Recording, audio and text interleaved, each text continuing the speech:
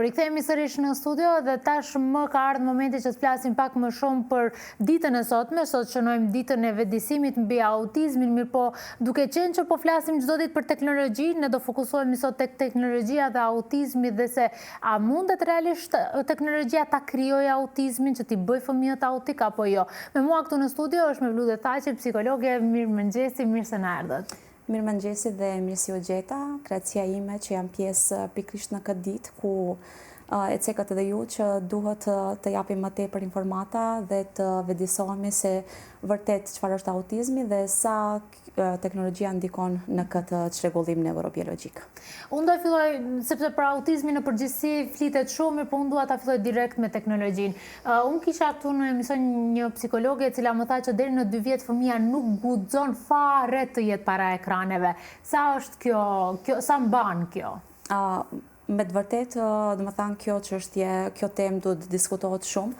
sepse ka marrë një hovë jashtëzakonisht të madh dhe është më së vërtetë që fëmia deri në moshën 2 vjeçare nuk duhet të përdor as pak dhe të jetë i ekspozuar para ekranit, qoftë të telefonit, televizorit, kompjuterit apo sepse është një lidhje jashtëzakonisht e fuqishme, një varësi që po krijohet mes fëmijës dhe ekranit dhe po shkakton pothuajse po të njëjtat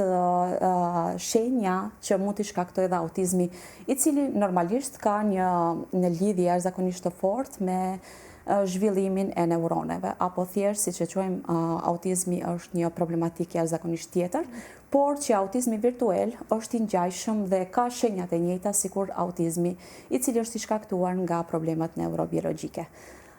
Vërtet shkakton jashtëzakonisht shqetësime të mëdha dhe problematika të mëdha, të cilat nëse nuk trajtohen në mënyrën e duhur, atëherë mund të zgjatin ato stereotipi, ato problematika edhe gjatë një periudhës të jetës. Pra, fëmia nëse deri në moshën 2 vjeçare nuk guxon fare të sheh ekran, çfarë ndodh nëse sheh? Sepse unë di raste ku në 3 muaj është lënë telefonin aty edhe ushqejnë fëmin. Përdorimi ekspozimi i fëmijës para ekranit në periudhën e parë të jetës mund të shkaktojë shumë problematika. Ajo lidhja që është ngjyrat të cilat ai i sheh në ato momente krijojnë një lidhje jashtëzakonisht të fortë me ekranin. Tërhiqet komplet nga bota në të cilën ai nuk sheh asgjë përreth, po vetëm ekranin. Dhe kjo lidhje shkakton, vëmendje, defokusim të vëmendjes, shkakton, parregullsi të gjumit, të ushqimit dhe shumë gjëra të tjera, të cilat shpeshherë prindërit kur kërkojnë një vlerësim në shoqatën tonë, thjesht pyetja e parë është a ka fëmia im autizëm, sepse ai nuk shikon në sy, ai nuk kthehet kur e kërkon diçka, ai nuk përgjigjet kur e thret në emër, ai thjesht ka stereotipi lëvizje të duarve shpeshherë, lëvizje të krahave, shpreh emocione të ndryshe, nuk shikon përreth,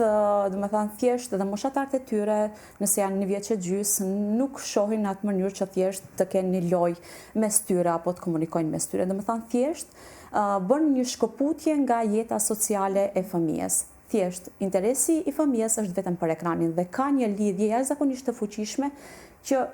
me të vërtetë nëse në shikim të parë analizon atë fëmijë, sheh të gjitha shenjat e autizmit. Dhe pikërisht në 2 prill ne jemi të vetëdijsuar që thjesht t'i largojmë fëmijët nga ekrani dhe të fokusohemi më shumë që të luajmë me fëmijët dhe t'i kemi më afër vetes. Ju përmendët autizmin virtual, ku dallon nga forma tjera të autizmit, sepse me aq informata sa kam unë autizmi nuk është si sëmundje që mund të shërohet e të tejkalohet plotësisht. Në fakt po, autizmi virtual nëse mirën hapat e para, kërkohet një ndihmë nga profesionistët të cilët janë të kësaj lëmie, thjesht terapi të folurit, largohen nga ekrani, mirën me aktivitete të tjera,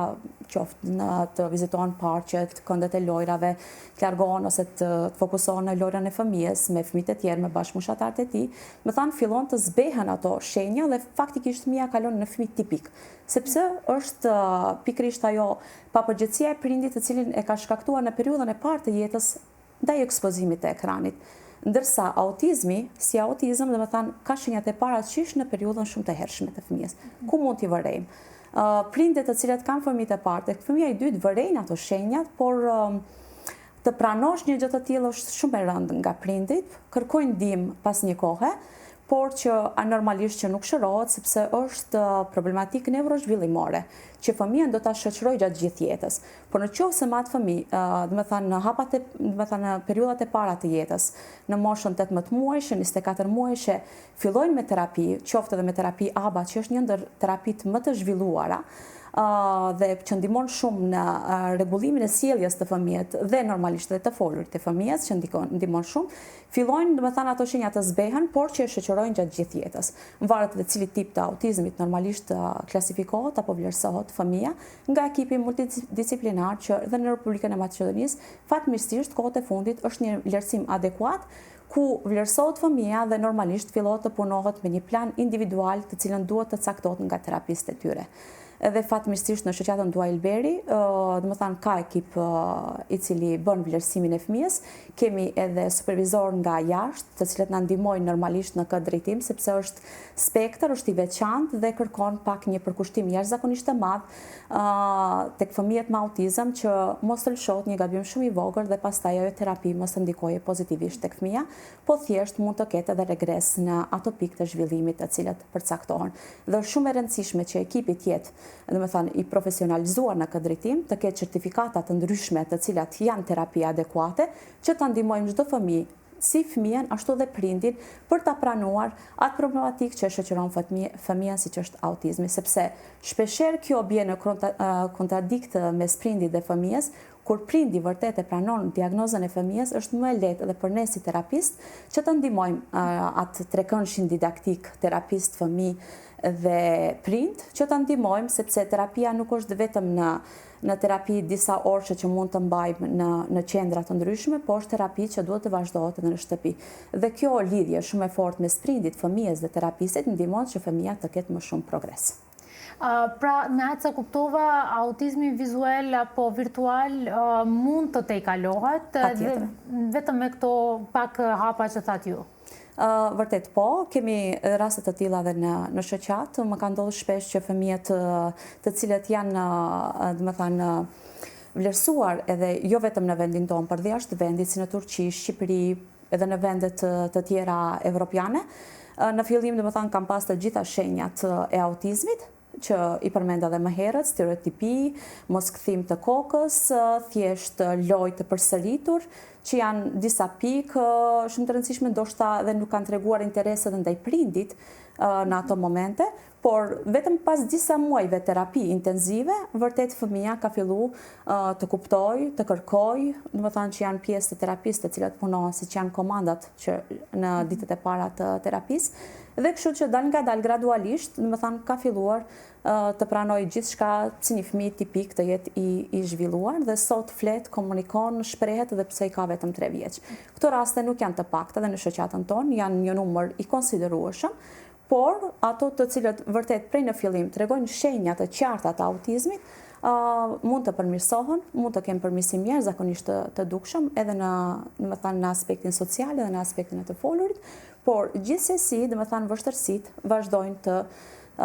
shoqërojnë gjatë gjithë periudhës të jetës, sepse ne kemi edhe adoleshentë të cilët punojmë në spektrin e autizmit dhe fatmirësisht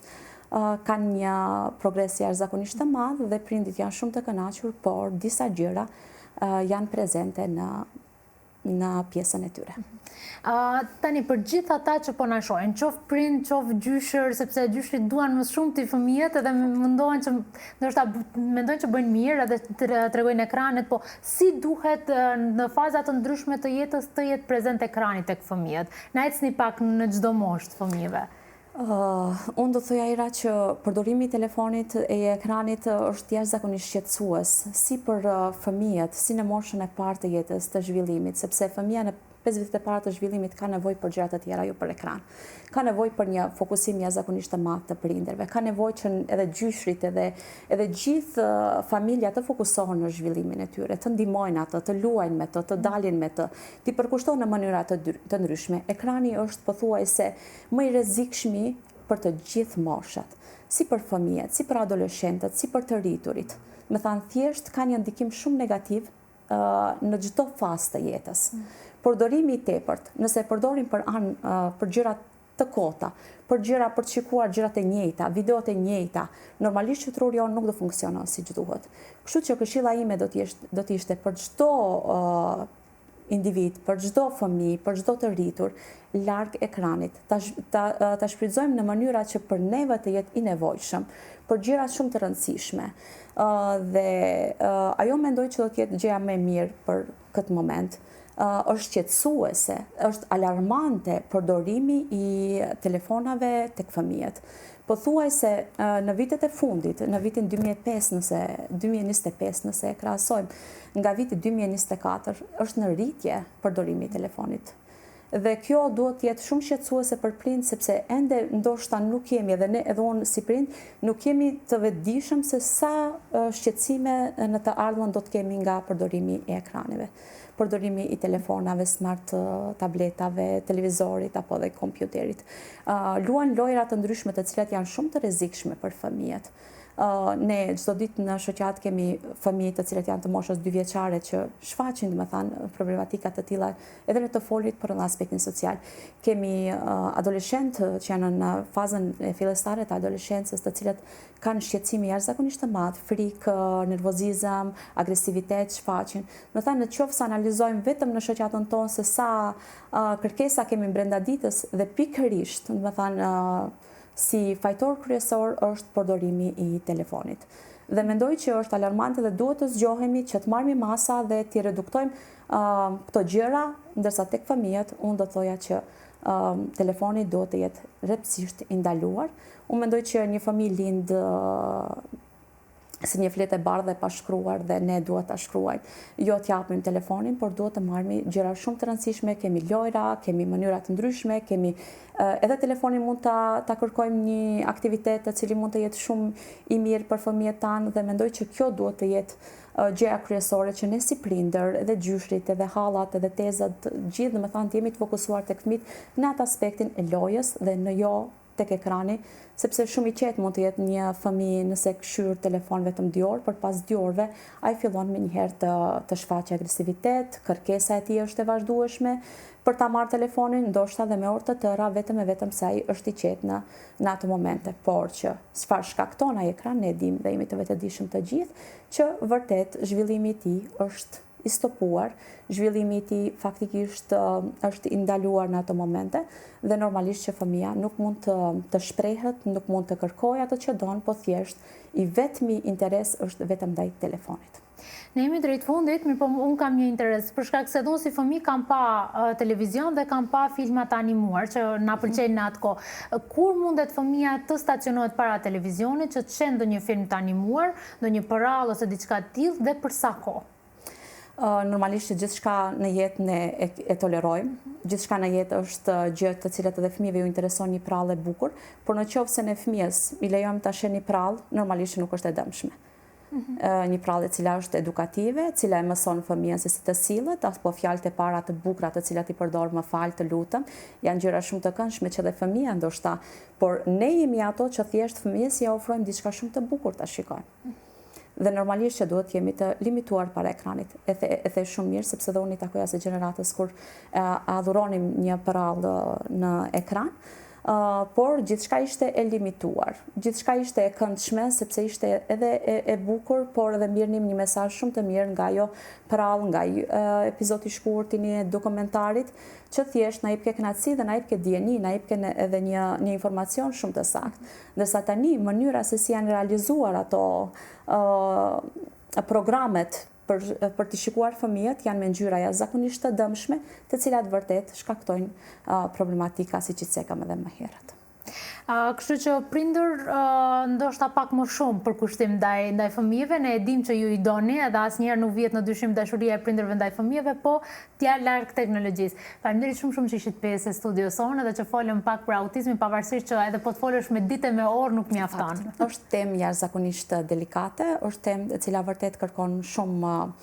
kohë dhe përkushtim për të sqaruar në çdo pikë, por ne qëllimin e kishim sot që thjesht japim një mesazh prindërve që thjesht mos t'i ekspozojnë para ekranit. Faleminderit shumë. Faleminderit për ju.